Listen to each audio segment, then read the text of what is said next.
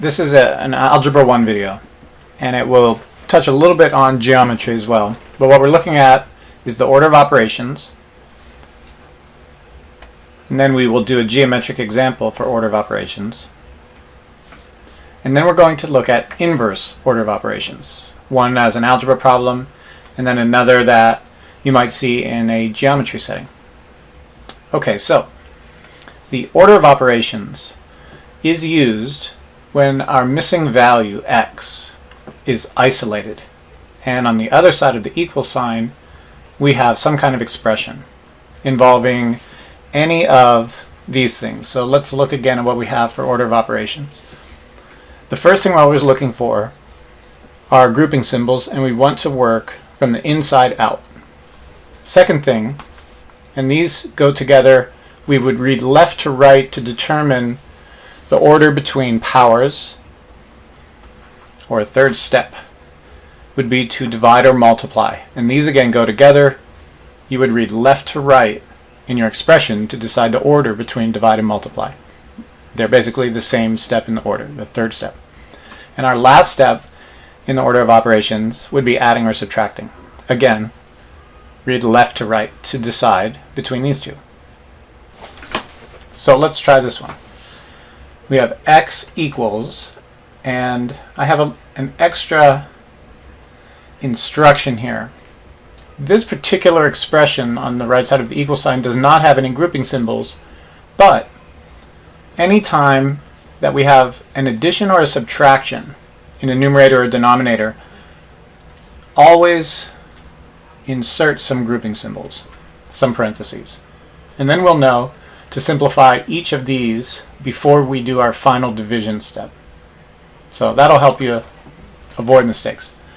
Now within this top numerator grouping symbol we have an exponent, divide, add. So let's do the exponent first. 2 to the 5th is 32, and then recopy, and then we'll recopy our denominator. Alright, our next step, division. So working vertically, 32 divided by 8 is 4.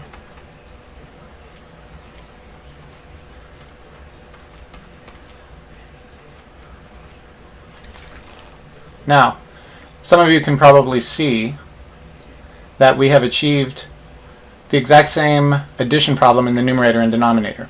You'll know that the answer will be 1, but let's just take our final step of order of operations. Within each grouping symbol, within each parenthesis, we have 4 plus 3, so we get 7 over 7. Our last step is to divide and get 1. And now we are ready to move on to a geometric example.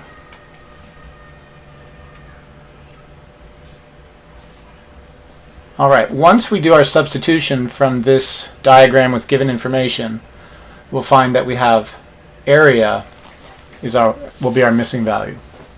So this is a trapezoid, and this is our formula for a trapezoid. We have two bases, and it's really commutative. Whichever one you want to add to the other will get the same sum. But base 1 is 7. So as I start my substitutions, base 1 is 7, base 2 is 10. That makes my numerator, dividing by 2 and multiplying by the height, which is given right here as 4. Okay, so let's look again. Step 1, work inside out using grouping symbols. Second step, powers and roots. Third step, divide and multiply. Fourth step, add or subtract. And remember, we use order of operations when our missing value is isolated, and on the other side of the equal sign we have any number of operations. This will be our order to solve it. So grouping symbols first. We get area is equal to 17 divided by 2 times 4. So here we have divide and multiply left, so to decide which to do first, we go left to right. Now, this doesn't really divide very nicely. We'll get a mixed number. So here's another little trick. You can make this its own fraction, and we can cross reduce here. 4 over 2 is the same as 2 over 1. And now we can multiply numerators. 2 times 17 is 34. And I didn't need a denominator because I end up getting 1 times 1. And 34 over 1 we don't need to write. All right, now this was an area problem, so make sure that we have the correct type of units. That says units. And what kind of units do we get for area? Square units. Okay, so we had order of operations. We had a geometric example using order of operations. And now what we're going to do is look at working backwards. So this would be the inverse order of operations. And we want to use this procedure when we do not have our missing value or our variable isolated. When it's all mixed up inside one side of our equation, we need to get it out. So this is like working backwards. So we start outside and we work our way in. Back when we did normal order of operations, we would start inside and work out. So we're going backwards. Second thing is to look for like terms to combine, which is one of our adding and subtracting steps. And so that's not last anymore. It's really the first thing we're going to look for, any chance we get to simplify using adding or subtracting. Third, we'll look for multiplying or dividing. And our last step will be to either apply powers or roots. So let's solve this one. Outside, I have a multiplication times 5. I want to undo that. It would be one way to describe how we're going to deal with this times 5. So when I divide by 5, remember that for any equation, we have to perform the same operation to both sides. So divide both sides by 5. These reduce to 1 over 1. And 200 divided by 5 is 40. So now I have 40 equals 2x plus 3 times x minus 2. Okay. Outside the grouping symbol, I do have an addition, but because these are unlike terms, what I need to do is deal with this distributive property in order to achieve a like term.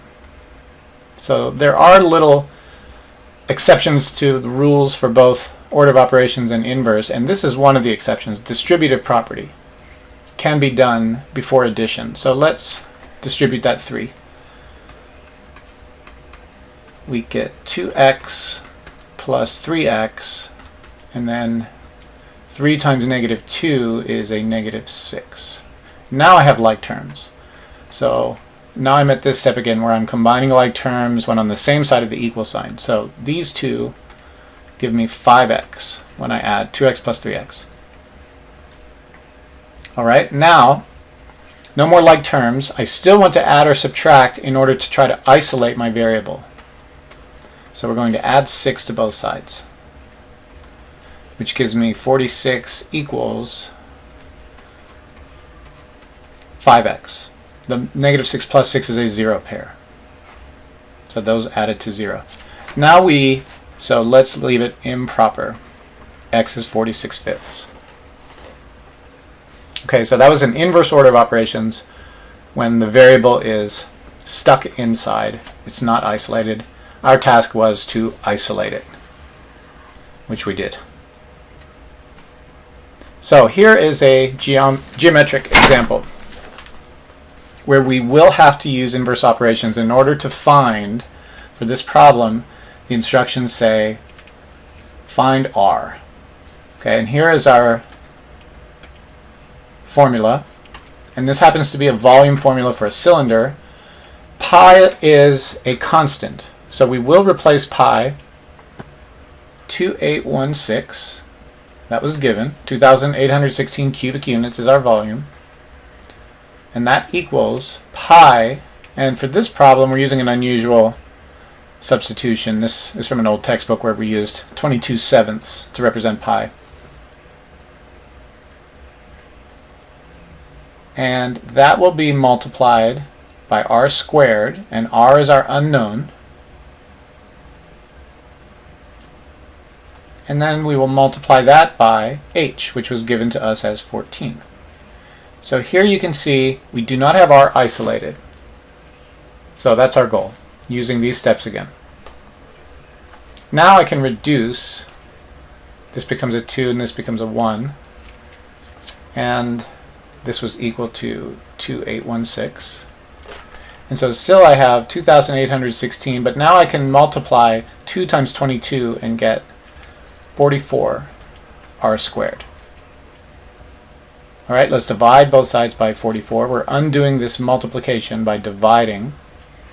Divide by 44, and that leaves me with r squared isolated, and 2,816 divided by 44 is 64. And here's a nice situation. We have perfect squares on both sides. Now there would be times in algebra where we would do plus or minus, but in the case of volume or measurements, we always want the positive square root. So we have achieved our goal.